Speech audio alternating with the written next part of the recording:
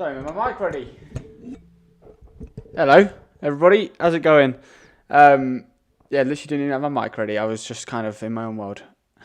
Good evening, Gooners. Evening, Arsenal fans. I feel like I'm at a press conference because that's what we are gonna talk about on today's Gonna Talk podcast. Mikel Arteta's press conference ahead of the big game. Well, I guess every game is a big game. Hey Sam, how's it going? He's just said my name, Jack. Hello. Yes. Every game is a big game. Now going into the final stretch of the season. So every game's a big game, but this is, I would say, of our seven, one of the big three. We've got Aston Villa currently sitting in. Actually, I think they're currently in fifth place. Could check that really quick. I'm pretty sure that Spurs snuck into the fourth place. Premier League standings. Pretty sure I'm right. Yeah, just on goal difference by the looks of it. So fifth place, Aston Villa. Granted, Spurs do have a game in hand as well. But yeah, big game. A very good opposition. And this is Mikel Arteta's press conference ahead of it. And there were some pretty interesting things from there. Enough that made me want to, made me think. I'm just going to turn off one of these lights. I think I'm a bit overexposed. 1 second. Let's see if that's a little bit softer. Yeah, it's better. A couple of things that Mikel Arteta said that made me think, oh, you know what, I've got to get on and talk about this because this is cool, this is getting exciting, and it's a perfect opportunity to show you all my my new feature, which is, wait, we're not going to jump in just yet, but look at that. Share the screen. Hopefully you'll be able to hear it. Little side camera there. I'm excited. I want to talk about a couple of things that he spoke about. Let's just get back to this camera first. First thing first, he mentioned about a couple knocks or a couple injuries. Gabriel apparently wasn't in first team training after the Bayern game, which I actually didn't know.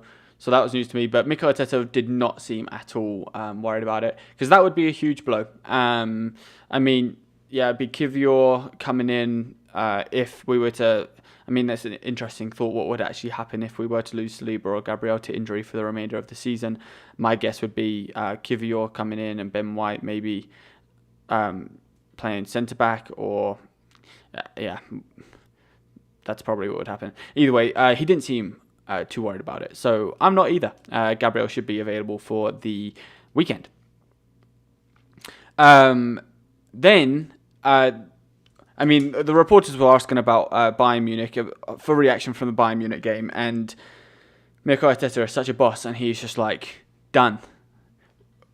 We've done our pondering, we've done our learning, now we're on Aston Villa. Let's talk about Aston Villa. And that really shows the mentality of this club. It really shows the mentality where we're at right now. And my favourite part of this whole press conference was a little bit later on, and I'm going to talk about it, but it comes back to that let's focus on Aston Villa. But... huge talking point, Jurrien Timber. Not quite in match fitness right now, and as in Premier League or Champions League starting at line-up fitness, but is fully fit, is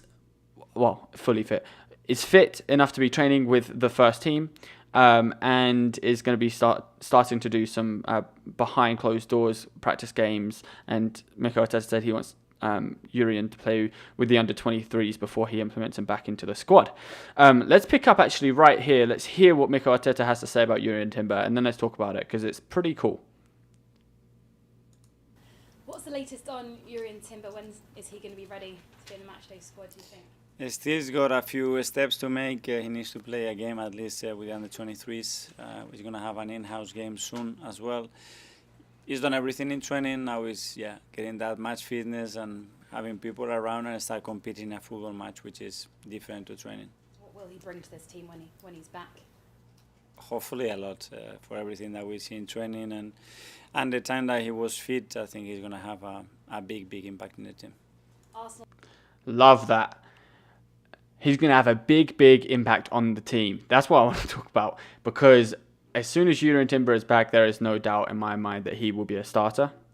There will be no debate, in my opinion, on the left. I should say that. I think he's more naturally inclined as a right back, but in pre-season he was left back, and he blew us all away. So I'm so excited. You can see in Arteta's face his excitement and his need for Jurriën Timber.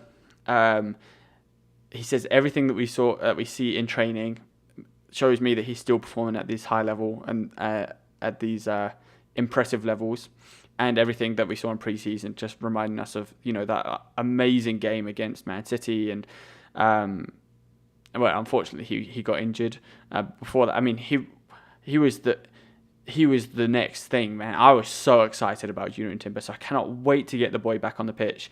And it sounds like he's close.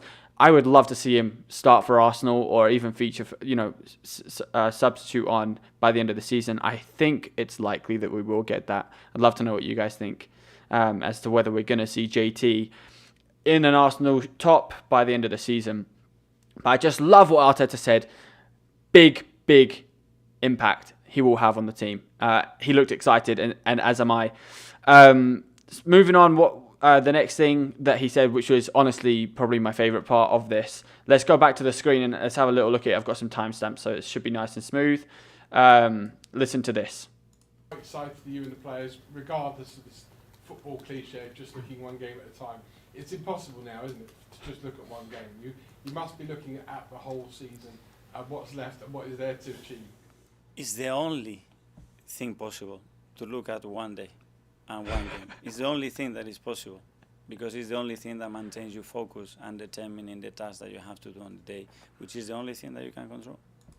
Yeah, shut up, mate. It's impossible to go one day at a time, isn't it? You have to look forward to are you going to win it? Are you going to stay in the Champions League? No, one day at a time, mate. What do you mean it's not possible? Mikel Arteta says it is the only thing that is possible. I just love how he mugs off that reporter like nothing else. And I love this mentality, because if you look last season, what was the common phrase being said around the fan base, even the players, even Arteta in press conferences? 7 cup finals now.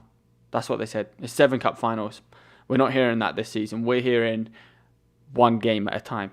It's the only thing that we can control. We think about Aston Villa. How can we beat Aston Villa? What do we need to do to beat Aston Villa? They're not thinking, we've got 7 cup finals.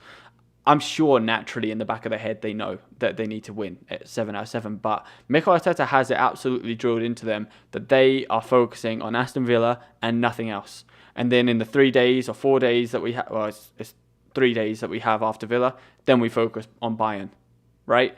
And I just absolutely love that mentality. And I also just really love how Mikel Arteta just abruptly and just obviously mugs off that reporter who thinks that it's not possible to focus on one game at a time when you're at this stage of the season. I can see why he said it.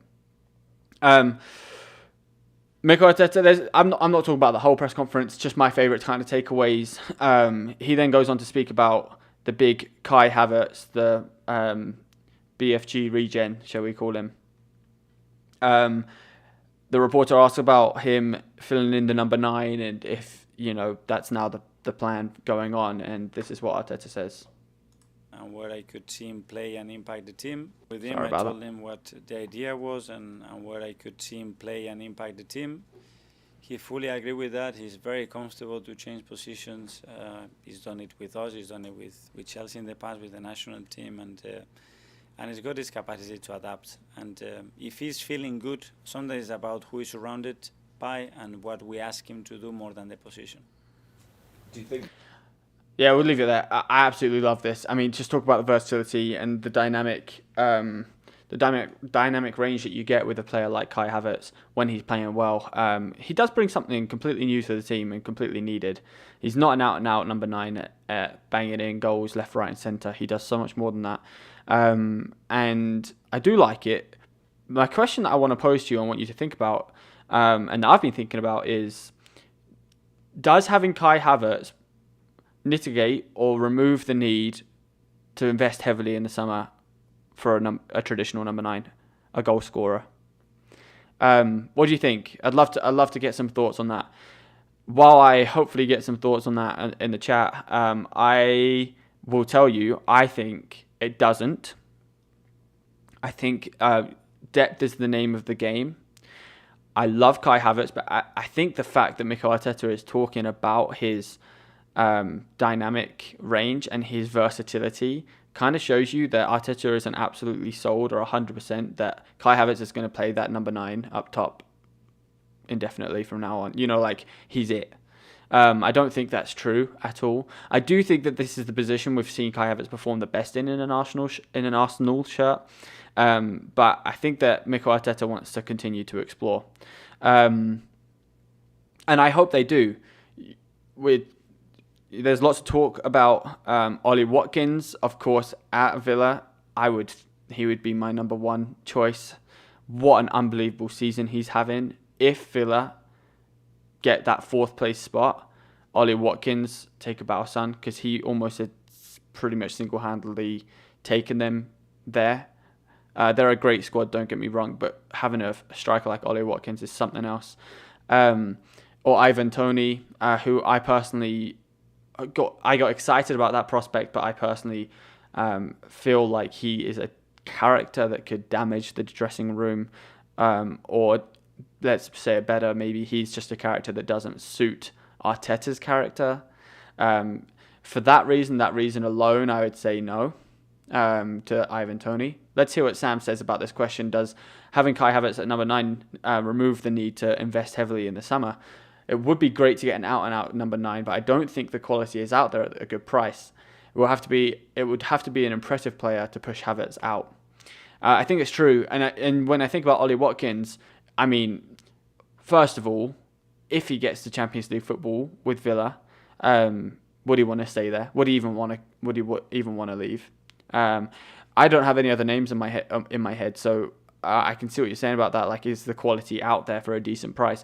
I mean, if Ollie Watkins was to come for us, how much would it be? Villa aren't going to just let him go. It'll be expensive. So, Sam, I think I agree with you there, man. I think I agree. And it does have to be an absolutely massive player to push Havertz out if he remains in this current form that he's in. Sam says, having said that, I think having a number 9 could be helpful in certain games over others. And I completely agree with that. Victor Osimhen, yeah, absolutely. Flipping heck, that would be awesome as well. That's a good name, Sam. Thanks for bringing that one back to my attention. Again, though, heavy investment, right? Heavy investment. Yeah, so I do agree that, like I said, depth is a huge thing. And I don't think Mikel Arteta was saying that Havertz is versatile in the sense that he can change his game according to in the number 9 according to the opposition we have. I don't think Kai Havertz has it in him to be a through the back line one-on-one finisher. That's not his strength, in my opinion. We've actually seen him miss a few. I'm pretty sure we've seen him miss a few of those.